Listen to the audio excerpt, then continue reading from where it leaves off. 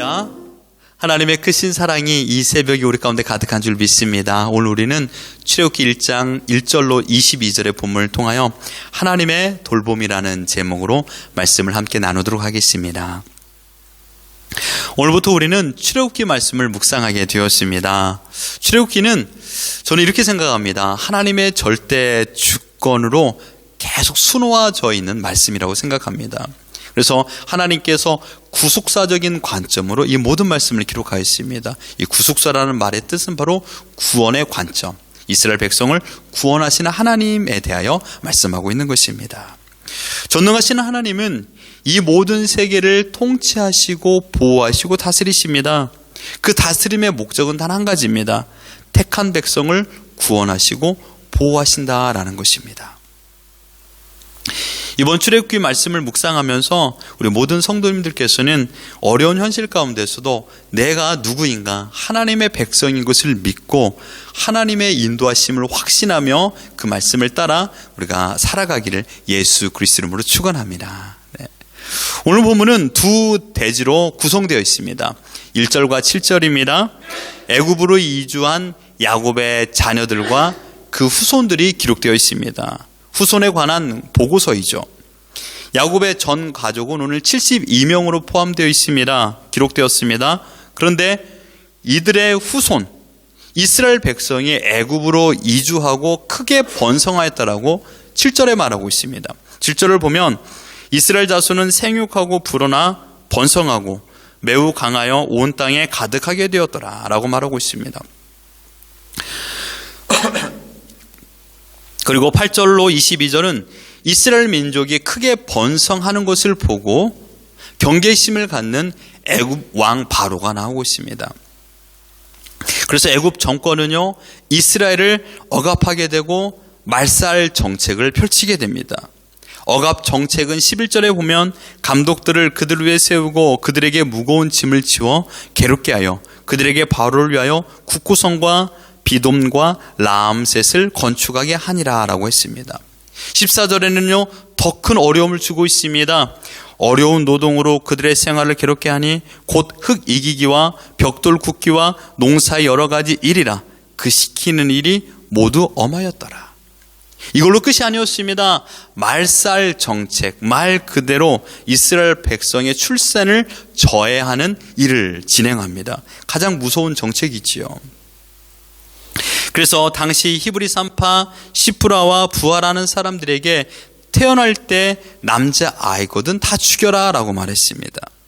하지만 산파들이 하나님을 두려워하여 그 명령을 거역하게 되었고 남자 아이를 살리게 됩니다.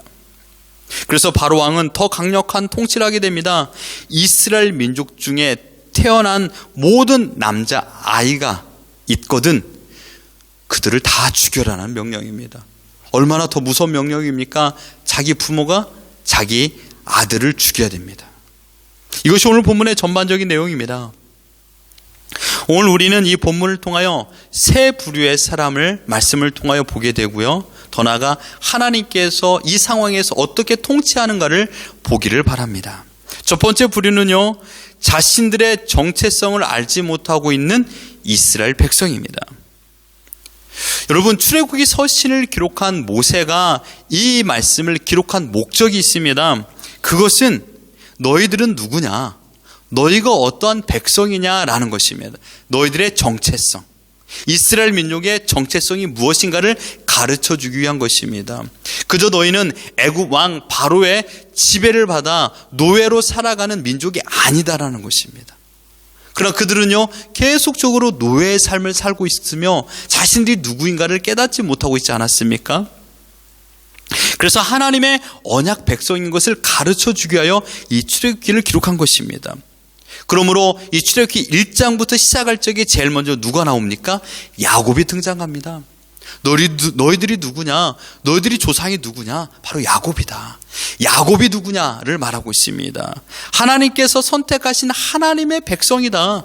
하나님의 자녀다 라고 말하고 있지 않습니까? 그러므로 야곱의 자녀들 그리고 그 후손들 72명이 모두 이름이 다 기록되지 않았고 더 나아가 7절에 기록되어 있는 이스라엘 자손이 생육하고 번성하여 온 땅에 가득한 그들의 이름을 다 기록하지 않았음에도 불구하고 너희들은 하나님의 백성이다라는 것을 지금 기록하고 있는 것입니다. 이들은 지금 계속해서 자신의 정체성을 알지 못하고 살고 있는 것입니다. 후에 계속적으로 그 말씀이 나옵니다마는 두 번째 부류는 무엇입니까? 이스라엘 백성들을 자신들의 노예로 취급하고 있는 바로 왕이 나오고 있습니다. 이들은 지금 인생에서 가장 큰 실수를 하고 있습니다. 그것은 자신들의 눈앞에 있는 사람들을 노예로 생각하고 취급하고 있는 것입니다. 이들은 말살 정책을 강행할 정도로 극악한 자들이었습니다. 더 나아가 이스라엘 백성은요, 애굽의 극도로의 강력한 핍박을 받고 있습니다. 그러나 여러분 후에 보시면 알겠지만 이들이 잘못된 선택했던 결과로 10가지 재앙이나 홍해에 수장당하는 것을 보게 되지 않습니까? 세 번째 부류는 누굽니까? 아무도 하나님의 존재를 알지 못하고 있는 그 순간 하나님의 존재를 깨닫고 있는 자들이 나오고 있습니다. 그들은 히브리 사람들 중 산파들을 말하고 있습니다. 오늘 시프라와 부하가 나오고 있는데 여러분 이스라엘 민족 중에 산파가 2명이겠습니까? 많은 사람들이 있겠지만 그들 중에 대표격으로 책임자로 시프라와 부하를 명하고 있습니다. 애굽 왕 바로의 명령을 어기기는 여러분 쉽지 않습니다. 자신의 생명이 걸려있는 문제가 아니겠습니까? 그 일을 행하지 않으면요. 그러나 히브리 산파들은 오늘 본문의 말씀에 보면 하나님의 법을 더 중요시 여겼습니다. 하나님의 법을 더 최우선으로 여겼습니다. 애굽 왕의 명령을 두려워하지 아니하고 하나님의 존재를 더 두려워함으로 말미암아 신실한 믿음을 가지고 하나님의 뜻대로 그들을 살리는 일을 진행하게 됩니다. 그렇다면 여러분 오늘 본문의 이 모든 일들을 진행하시는 하나님은 어떤 분일까요? 첫 번째 1절과 7절에 하나님은 어떤 분이며 8절과 22절에 하나님은 어떤 분일까요? 공통적인 하나님이 나오고 있습니다. 그것은 바로 하나님께서는 하나님의 약속을 신실히 지키신다라는 것입니다. 하나님은 하나님의 자신이 택한 자신들의 백성을 하나님 자신의 방식대로 보호하신다라는 것입니다. 여러분 본문 7절을 보십시오. 이스라엘 자손은 생육하고 불어나 번성하고 매우 강하여 온 땅에 가득하게 되었더라. 여러분 이 말씀을 기록할 때 남자 장정이 60만 명입니다. 그리고 온 이스라엘 백성을 계수하여 보면 통계로 보면 200만 명이라고 말했습니다. 여러분 이 숫자가 처음부터 그렇게 되었을까요? 아닙니다. 아브람 단 한 사람으로 시작되었습니다. 아브람부터 시작해서 이삭과 야곱을 이르게 되었고요. 요셉으로 인하여서 이들이 애굽의 12아들과 그 다음에 자녀들이 이주하게 되었습니다. 그리고 시간이 흐르고 그들은 200만 대군이 되었습니다. 큰 나라를 이룰 수 있는 민족이 되었던 것이지요. 이 모든 시작이 바로 하나님께서 아브람과 맺은 언약으로부터 비롯되고 있습니다. 창세기 15장 5절에 보면 이렇게 말합니다. 그를 이끌고 밖으로 나가 이르시되 하늘을 우러러 무뼈를 셀 수 있나 보라. 또 그에게 이르시되 내 자손이 이와 같으리라. 하나님께서 아브람을 불러 그와 언약을 체결하고 그 언약을 아브람은요 끝까지 언약을 다 이루지 못하고 지키지 못했죠. 순간순간 범죄하고 순간순간 자신의 정욕과 기다리지 못함으로 인하여 자신이 선택하고 자신이 그 길을 개척하며 걸어갔습니다.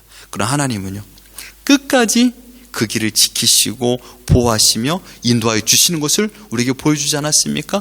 그 결과가 200만 명입니다. 그 결과가 그 민족이 번성하게 되었다라고 말씀하고 있는 것입니다. 또한 애굽 왕 바로가 이스라엘을 핍박하고 말살 정책을 펼치고 있는 상황에서도 하나님께서는 하나님의 백성을 하나님의 방식으로 보호하고 있다는 것입니다. 이게 바로 하나님의 온전하신 우리를 사랑하심을 보여주고 있는 것입니다. 하나님의 돌봄이지요. 이런 말씀을 통하여 지금 이 시대 2021년도를 살아가고 있는 우리에게 하나님께서 무엇을 가르쳐 주기를 원할까요? 지금 이 시대를 살고 있는 우리들에게도 하나님께서는 하나님의 백성을 하나님의 방식으로 돌보신다라는 것입니다. 하나님께서는 우리를 지키시는 것에 단 한 가지 전제 조건이 있습니다. 우리의 충성을 바라는 것 아닙니다. 우리에게 순종을 바라는 거 아니고 단 한 가지 전제 조건, 하나님께서 사람을 보호하고 지키시는 단 한 가지 전제 조건은 하나님의 백성들만 하나님께서 보호하신다라는 겁니다. 내가 지금 하나님의 자녀라는 것을 믿고 있노라면 지금 내가 생각하고 있는 방식대로, 내가 원하는 방식대로 하나님께서 나를 보호하고 있는 것을 느끼지 못하지만 우리는 하나님의 전적인 주권하에 하나님의 전능하신 손으로 보호를 받고 있다는 사실을 여러분 믿기를 주님의 이름으로 축원합니다. 하나님께서 하나님의 방법으로 우리를 돌보시고 계십니다. 지금 내가 알지 못하고 깨닫지 못하고 있지만 하나님께서는 하나님의 방법으로 우리를 보호하고 있습니다. 여러분의 생각 속에 하나님께서 우리를 인도하고 있는 것을 깨달았습니까? 하나님의 단어, 하나님의 이름이 떠오르십니까? 하나님께서 나에게 어떤 생각을 주시는 것을 느끼십니까? 힘들고 어려울 때 기도해야 되지라는 마음이 드시나요? 괴로울 때 주님을 바라봐야 되겠다라는 마음이 드십니까? 이 모든 것이 하나님의 은혜다라는 것이 느껴지신가요? 이것은요, 우리의 어떤 의지나 우리의 생각의 결과가 아니라 성령 하나님께서 우리의 마음을 주관하신 결과인 줄 믿습니다. 하나님께서 매일마다 우리에게 생각을 통하여 하나님의 말씀이 떠오르게 하십니다. 세상 사람들은요, 결코 하나님의 말씀이 떠오르지 않죠. 하나님이라는 단어가 떠오르지 않습니다. 그러나 하나님의 백성들이라는 특징이 무엇일까요? 하나님이 떠오릅니다. 내가 죄를 지으면 물론 세상 사람들도 반성이라는 것을 하게 됩니다. 그럼 우리는요, 하나님 앞에 죄송스러운 마음이 들고 하나님께 용서를 구합니다. 이 마음이 그냥 드는 게 아닙니다. 아, 내가 하나님의 백성이기 때문에 이런 마음이 드는구나라고 생각할 수 있는 것입니다. 내 마음에 잘못이 느껴지는 것이고 감사하고 고백되는 것입니다. 이게 바로 하나님의 사람이라는 것을 보여주는 것입니다. 또한 그렇게 사람을 찾아가 구하고 힘을 달라고 말하고 어려움을 극복하려고 하지만 그렇게 안 되던 일이 어느 순간 하나씩 풀리는 것을 보게 됩니다. 관계가 해결이 되기도 하고요. 또는 어려움의 문제가 풀리는 것을 보는 것. 여러분, 세상 사람들은 이것을 그냥 하나의 재수가 좋다, 운이 좋다라고 말하지만 우리는 그렇게 표현하지 않지 않습니까? 하나님의 돌봄이라고 말합니다. 아, 하나님의 은혜로. 하나님의 은혜로 우리가 이 모든 것이 가능했다라고 말합니다. 하나님은 지금도 우리가 어려움과 힘듦을 통하여 하나님께 부르짖고 기도할 적에 선하신 응답을 주시는 분이십니다.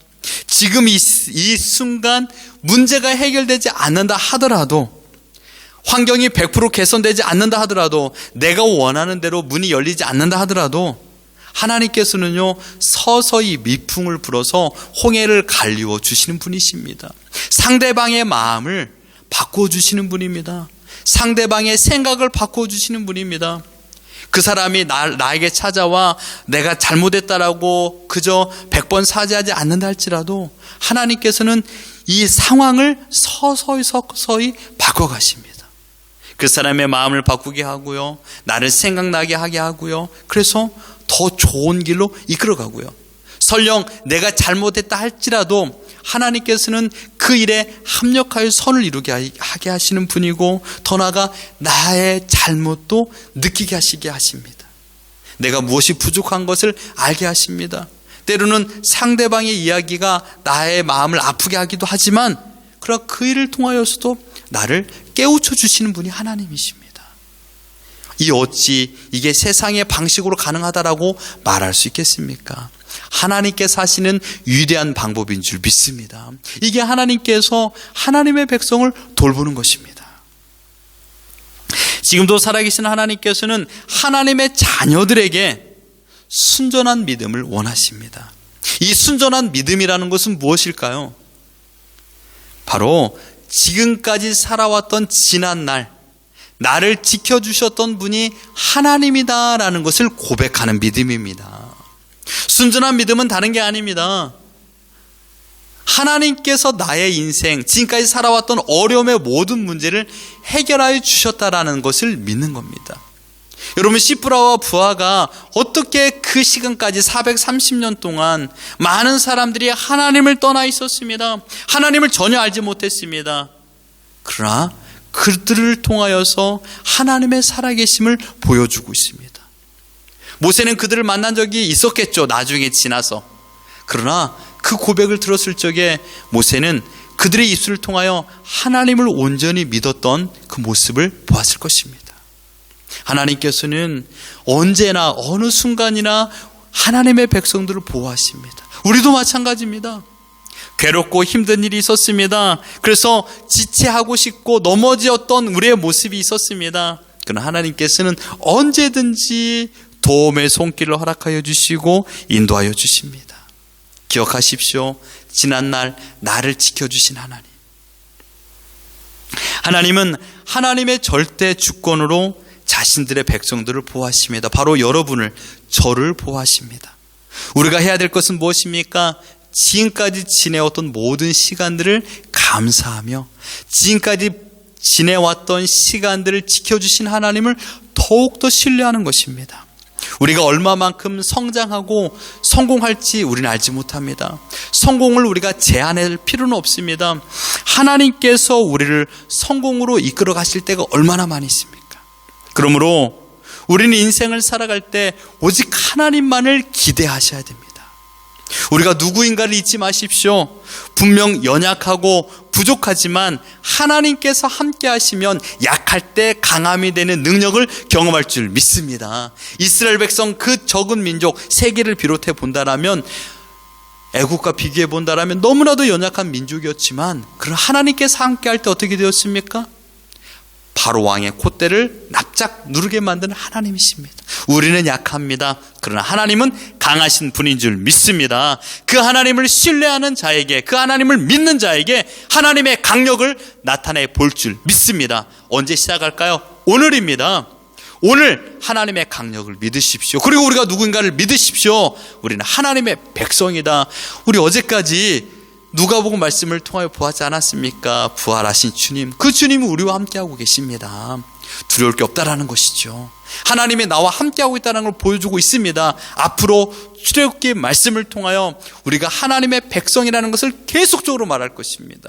그리고 하나님의 역사를 하나님의 백성에게 보여주신다라고 약속하여 주셨습니다. 그 약속을 믿으십시오. 우리 자녀들 우리가 책임질 수 없습니다. 그러나 하나님께서 그들을 인도하십니다. 그 모든 것을 하나님께 내어 맡기고 하나님의 전적 주권을 믿고 신뢰하며 순종하며 감사하며 살아가는 우리 모두가 되기를 예수 그리스도 이름으로 축원합니다.